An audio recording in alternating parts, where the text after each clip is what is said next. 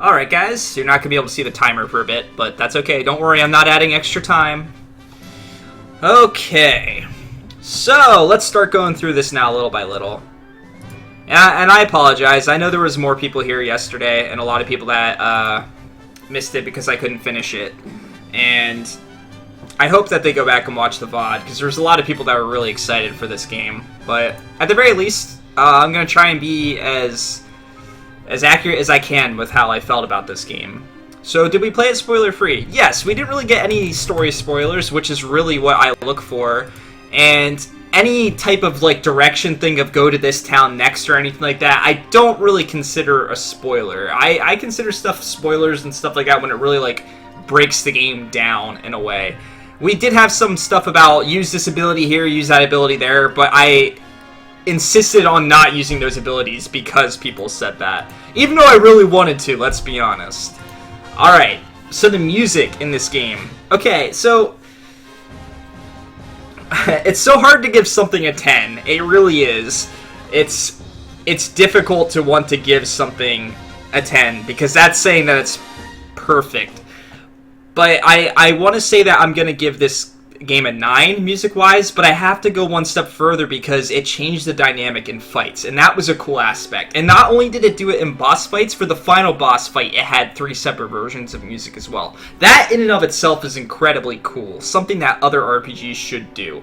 I know that that might be difficult, but it just made the fights so much better and more interesting and just more exciting overall. And the fact that they took that extra step, I have to go with it. There was only maybe 1 or 2 themes in this game where I was just kind of getting a little tired of hearing them, but everything else was very atmospheric, and I really enjoyed it. So you know what?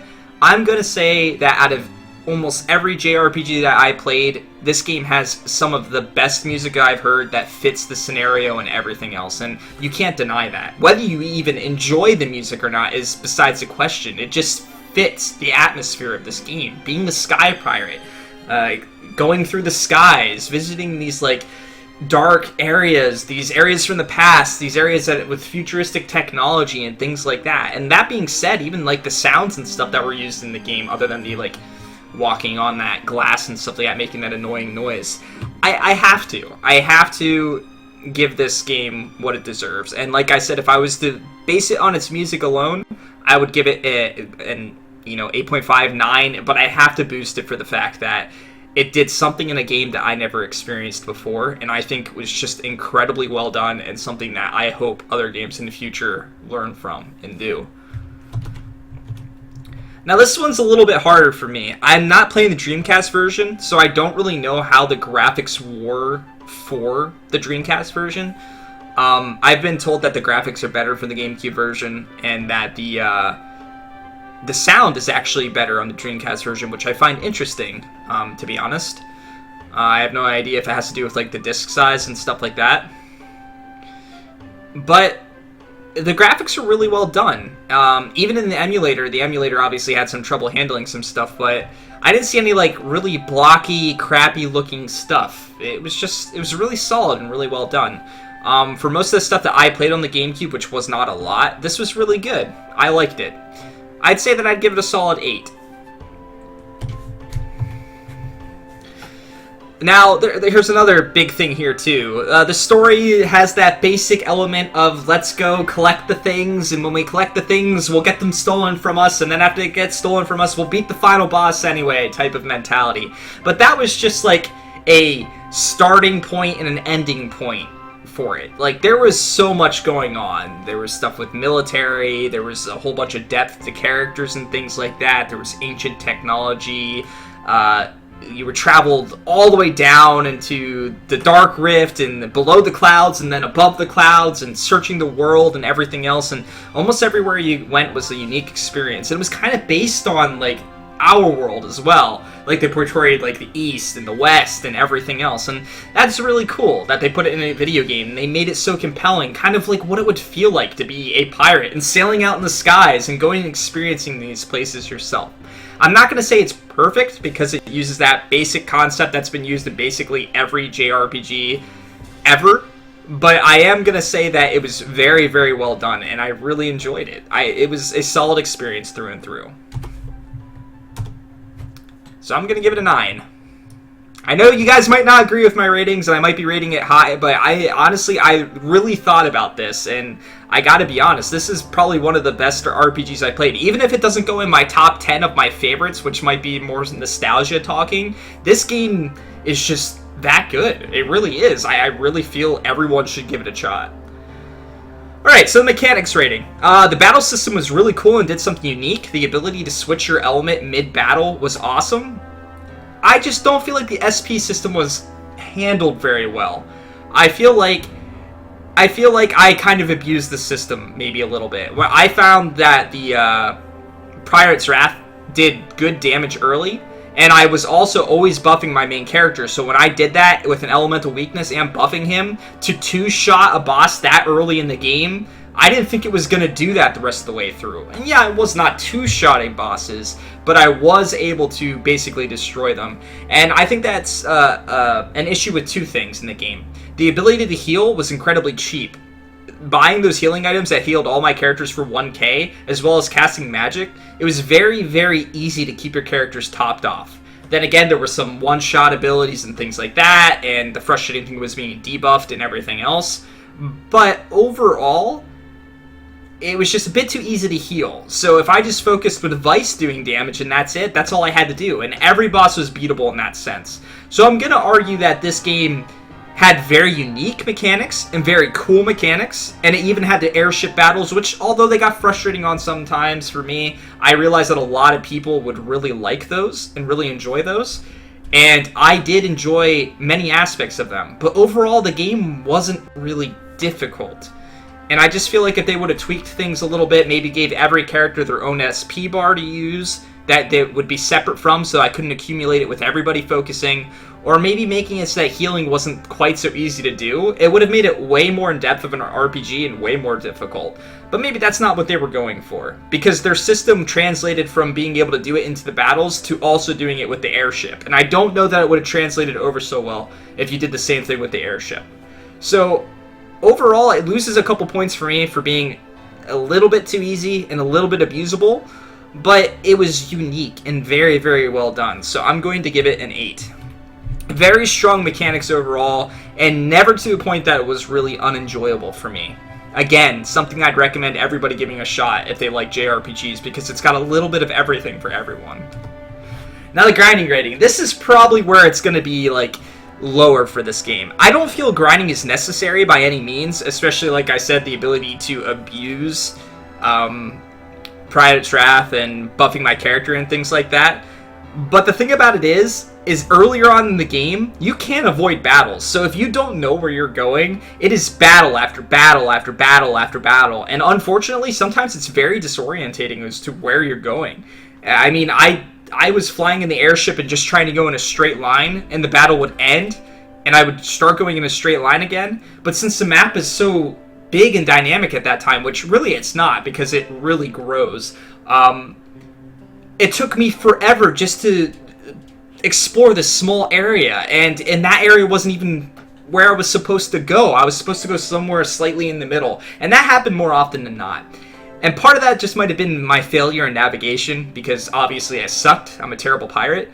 But I feel like there was just a bit too much battles in this game. There was just way too many battles, especially when you're on the airship, when you're trying to explore, when you're trying to enjoy it and trying to have fun. They just kind of like killed the pace of the game a little bit. They obviously added time to the game, but they killed the pace.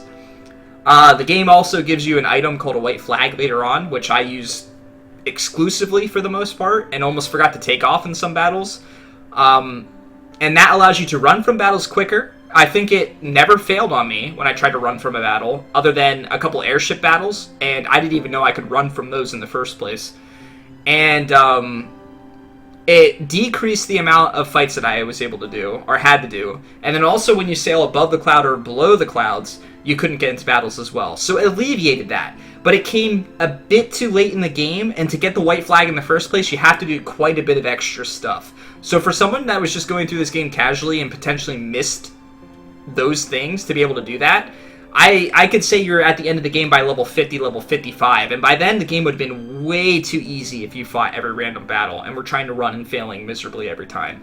So this game could have worked on that a little bit, but it did give you mechanics to go around it, kind of like the Moogle charm in Final Fantasy VI, something that gets, you know, something you're able to get way later on in the game. And the battles weren't overly difficult. Actually, the early part of the game was the most difficult part when it came to fights. So, the grinding rating for these games, the lower the number, the worse. The higher the number, the better. And I'd say I'm going to give this a 6.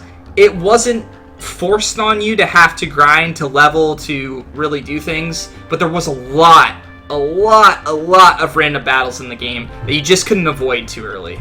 So that's maybe one of my biggest gripes with the game, other than, like, the long time of the airship battles. And you could even consider that grinding as well. So, when it comes to doing my overall rating, I kind of mess around with the grinding rating because, like I said, that one's a little bit weird. But other than that, I kind of average it out. So I'm going to say that this game is probably an 8.59 for me. Now, I know that's, the highest rated game that I've given so far, but I really feel like everyone should give this game a shot. I'm definitely going to give it a 9 here. Would I replay this game again? That's a hard one. Thinking of having to do those airship battles again kind of bothers me a little bit. Just a tiny bit. I realize now that I could have better equipment and they could go a lot better. But I still feel like there was just a bit too many of them for my liking that were forced on me. If they were optional, I probably would have enjoyed them more because I was deciding to do it myself. But they weren't. So, for that, I'm going to say, no, I probably won't replay it. But I do think that I will watch the extra stuff online as to what you can do, which is something that's new for me because I tend to not like to do that. But I did like this game enough to do that.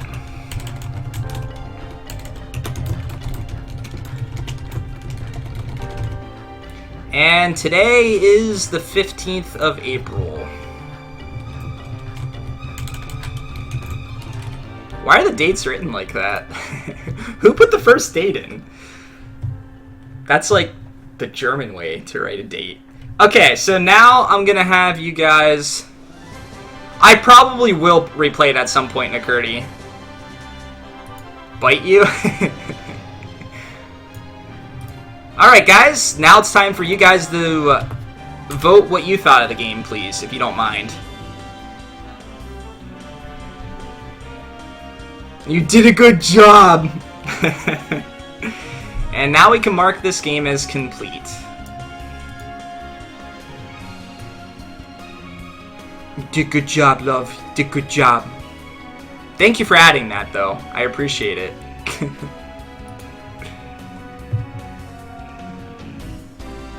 Oops.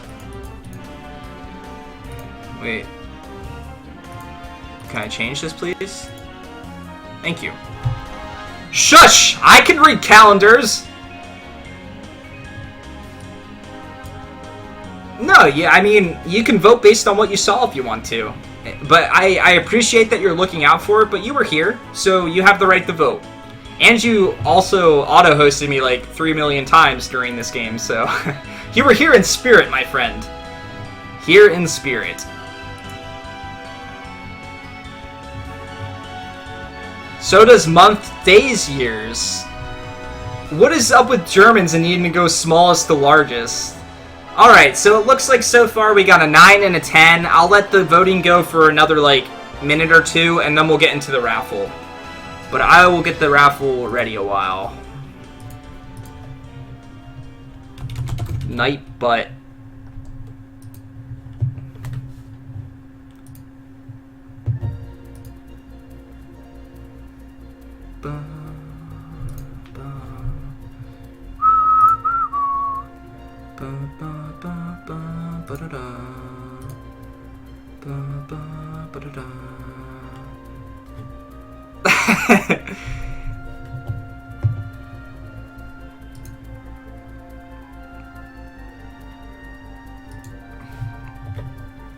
Alright guys, let's see.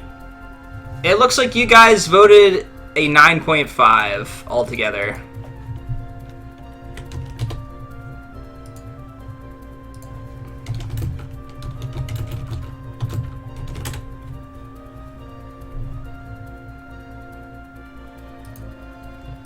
Alright guys, I'm setting this up. We're going to set it up for a keyword. Raffle. Alright guys.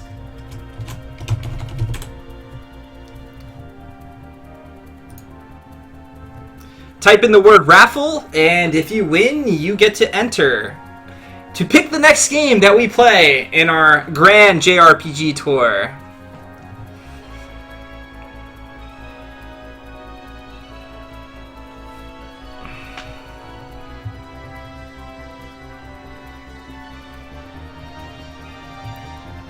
Arcadia, are you gonna enter here? Or are you trying to abstain because you won the last one and won't be here to watch a game if you pick it? Alright, let's get all this set up. I'll give you guys a couple minutes to enter. Again, just type the word raffle and you have the chance to win. Alright, that's entirely up to you, man. That is entirely up to you.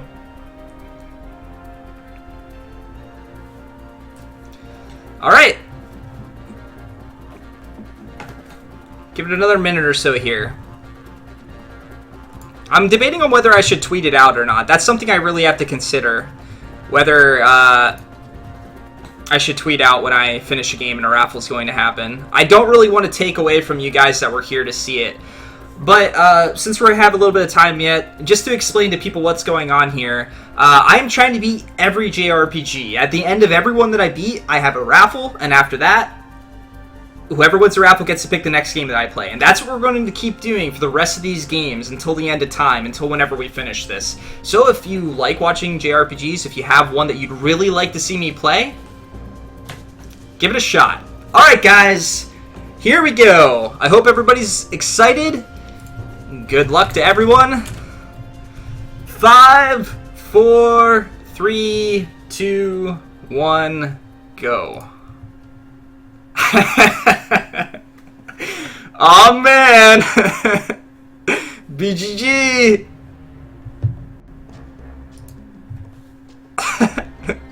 Wait, Xenoblade Chronicles? Alright, Xenoblade Chronicles.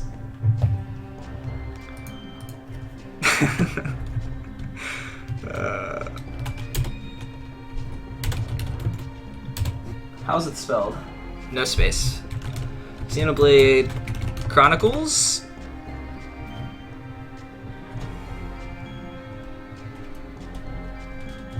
Should have recommended a bad game. Why do you want to make me suffer? There's a lot of people that want to make me suffer, though, to be completely honest.